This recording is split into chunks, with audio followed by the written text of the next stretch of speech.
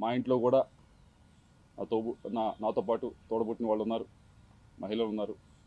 మా ఇంట్లో మహిళలకి ఒక న్యాయం, బయట మహిళలకు ఒక న్యాయం అని భావించే వ్యక్తిని నేనైతే కాదు. అది తమరు గుర్తుపెట్టుకోవాలని చెప్పి తెలియజేస్తూ ఉన్నాను.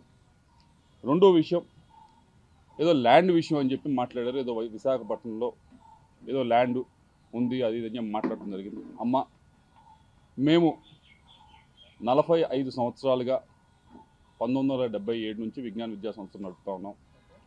ఈ 45 సంవత్సరాలు పైగా ఉన్న ప్రయాణంలో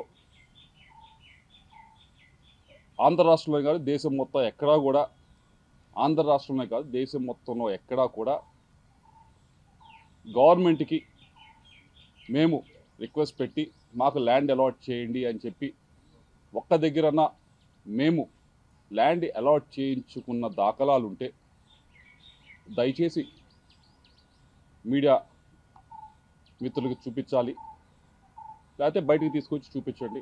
తప్పకుండా 45 సంవత్సరాలు ఎప్పుడూ కూడా మేము ఎక్కడ ఏ గవర్నమెంట్ దగ్గర నుంచి కూడా ల్యాండ్ మేము విద్యా సంస్థలు పెడతాము మాకు ల్యాండ్ ఇవ్వండి అని చెప్పి మేము ఎప్పుడూ కూడా అడిగింది లేదు, తీసుకుంది లేదు.